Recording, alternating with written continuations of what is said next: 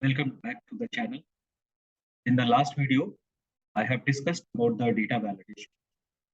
In the last video, we have talked about the data validation by preventing the user from entering invalid data in cell.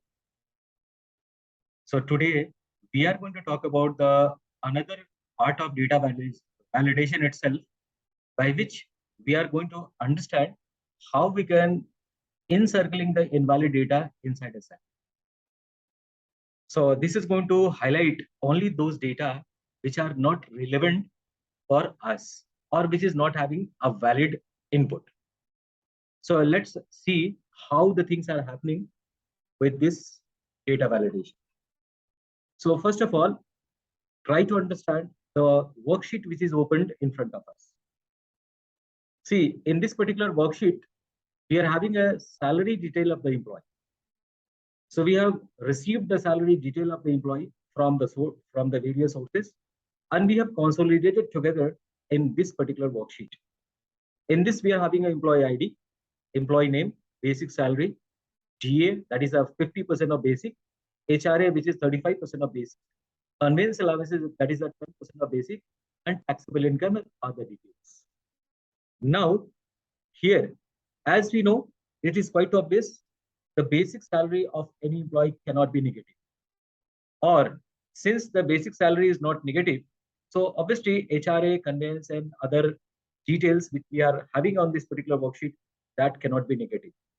But by mistake, the data which we have received from the different sources, they have done the invalid entry. That means they have done some sort of negative entry. So let's say the situation, if you are having a very huge data, and if out of all huge data, if you wanted to find out negative, so it is going to take a long period of time. It is going to be very, very tedious work to identify which are the cells having a negative value.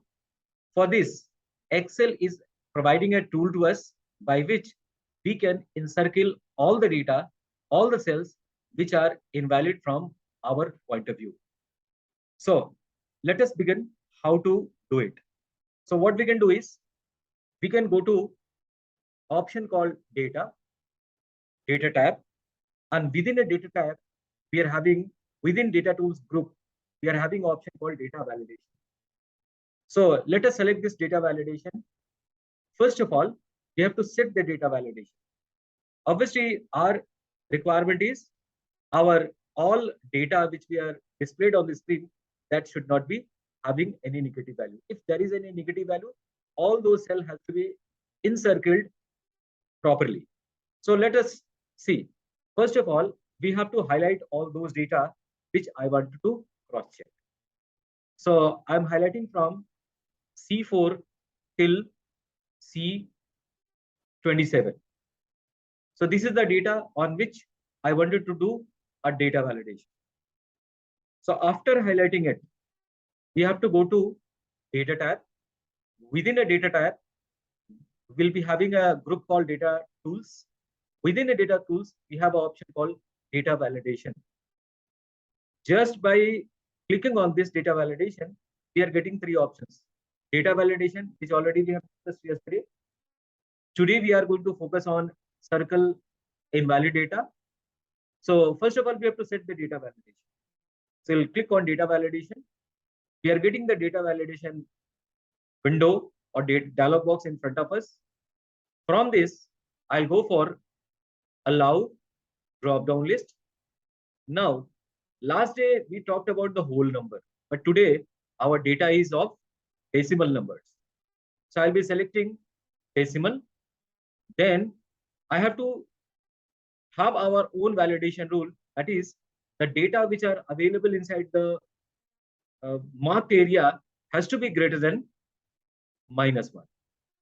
So we have selected this greater than, and then we have to have a -1 out here.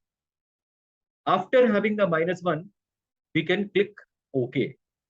So far, we have set the data validation, but you will be noticing that there is no encircling out here. See, in order to encircle those data which is having negative or zero number, for that, again, we have to go to the data validation. And within this, we are having option called circle invalid data.